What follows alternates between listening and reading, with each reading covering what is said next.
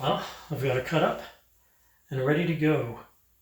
This is the Davidoff The Late Hour, most expensive cigar in my humidor. I have two of them. The nose is rich, really rich. Like, I don't know, like kind of the base of a fruit cake minus the fruit, whatever you call that. A bit of like tart crust.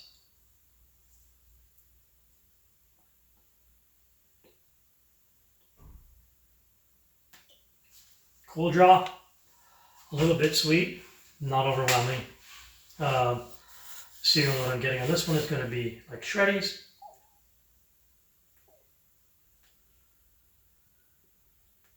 Now, story behind these cigars is apparently the tobacco is aged in whiskey barrels, Scotch barrels maybe.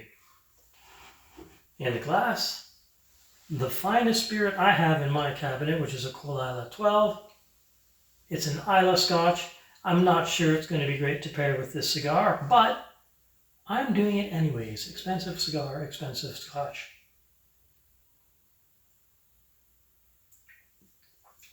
It'll probably work. That Scotch is kind of sweet.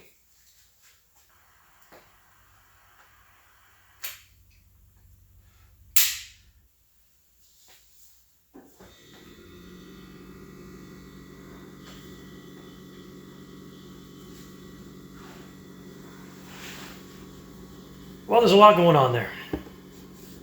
It's hard to explain.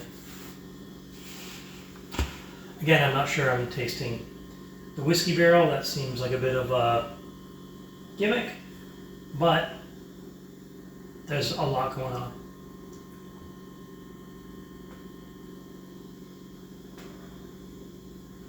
It's got a ton of flavor, but it feels like it's only drawing like through the very middle. So it is a tight draw.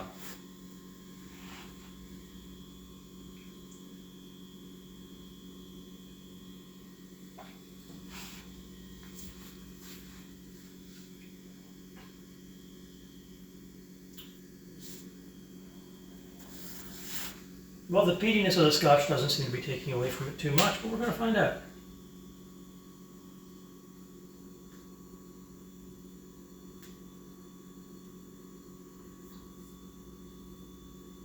Okay, it pairs pretty good.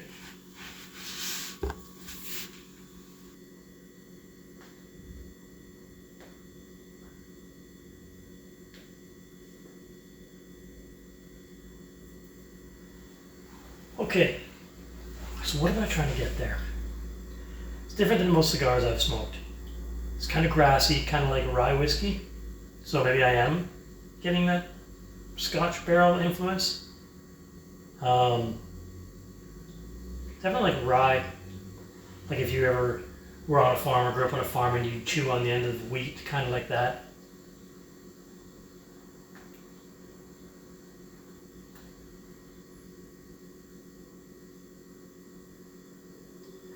It does a lot in the soft palate and in behind the nose. There's a lot of character there. I'm having a really hard time coming up with like comparable flavors, descriptors, I guess you'd call them.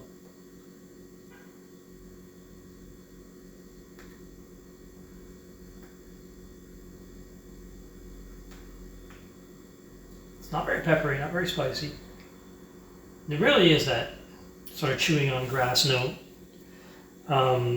sort of smell a bit like fresh cut grass, that kind of thing.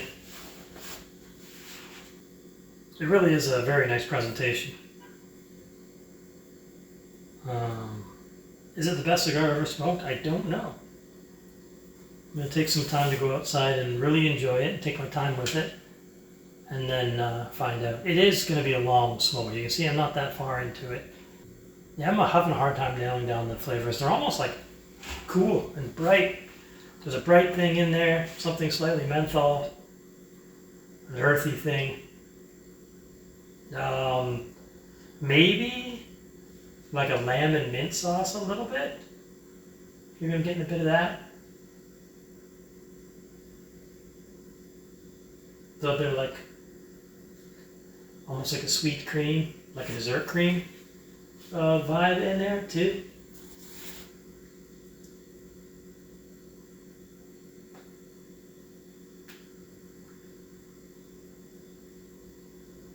The draw is really, really tight, and that's something I've made a point of on this this channel. I'm not a huge fan of super tight draws, so that's kind of going against it a bit. Again, these are very expensive cigars, right? So you want the experience to be perfect, and although the flavor profile is unique and it's all over the place, very complex. All right, we're coming back to it. Now that I've got the draw figured out.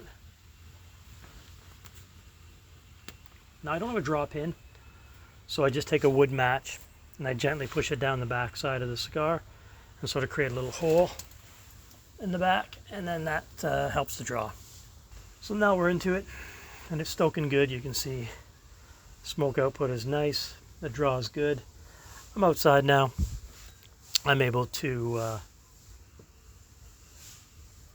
inspect the cigar in daylight, and it is a masterfully rolled, beautifully presented cigar.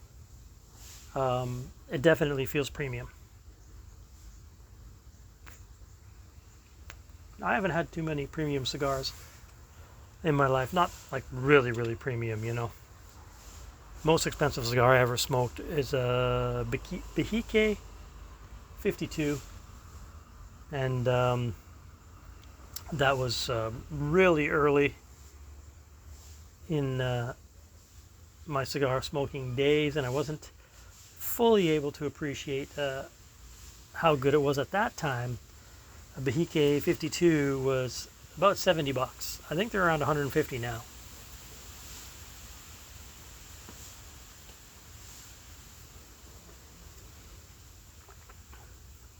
This one I bought for about $40, and that's a discounted price.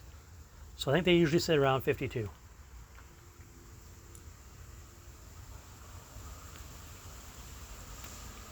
Which puts it close to the price of a Monte Cristo number 2. I'm sure you can hear the wind in the leaves again. I can almost like touch the top of that tree. It's crazy. As you can see, it's holding an ash really well. The burn is fairly even, but I'm also touching it up regularly with my lighter. That's just me. I like to do that. This might be a longer video than my other videos just because of the nature of this cigar. It is quite expensive. What I would recommend, if you're going to smoke any cigars in and around this price range or higher, I'd say, you know, maybe put on a nice shirt, possibly nicer than the one that I'm wearing. Put on your nicest timepiece. Make sure you set aside some time to enjoy the cigar, and you know, try to feel like a king, because after all, that's kind of why some of us like to enjoy premium cigars.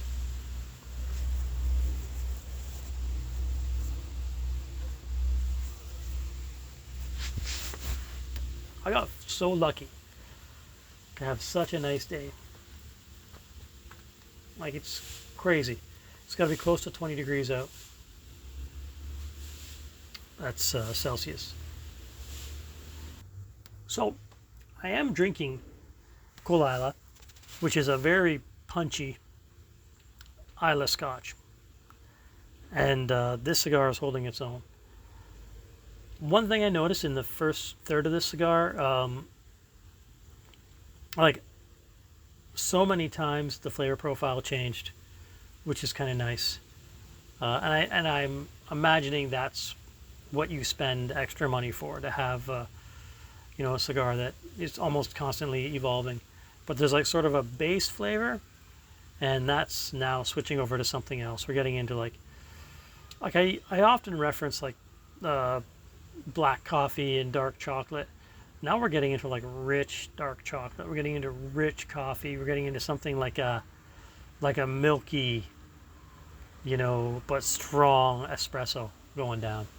Not that it tastes like that, but it's like that kind of flavor. Looking at a cigar like this and comparing it to something that's maybe half the price or less, it's like the difference between coffee cake and tiramisu. Now, I am filming this on a Friday night. The only thing I have to do tomorrow is go and get a nice home-cooked meal that I'm not paying for. So, I think I'm going to finish this scotch, and I'm going to grab a bourbon and pair this same cigar with a bourbon.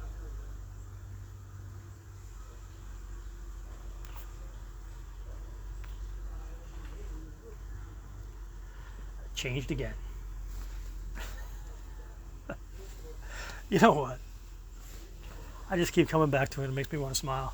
And not because it's expensive. If this cigar was like $5, I'd have the same response.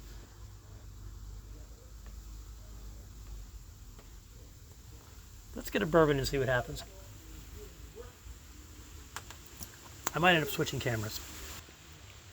So now we're on to a bourbon.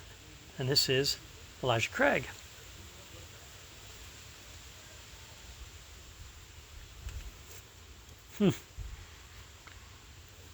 What a difference going from an Isle of Scotch to a Kentucky straight bourbon. A lot sweeter, a lot more corn. It's complex, but it's not deeply complex. It's more complex than most bourbons, and it finishes forever. It finishes sweet, whereas the Colilla finished smoky.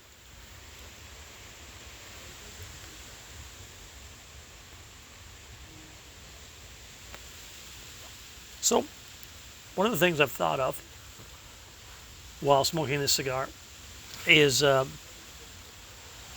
every once in a while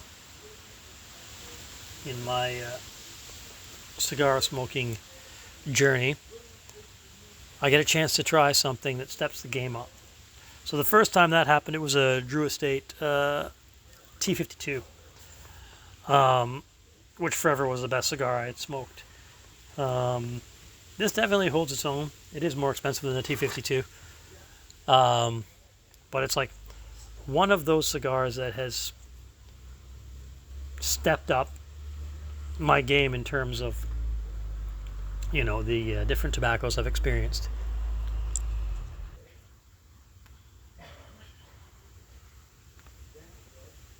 This cigar just gets deeper and richer the more you go.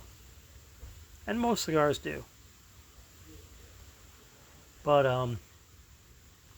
I've really talked enough. I'll probably record like 30 or 40 minutes worth of video for this one.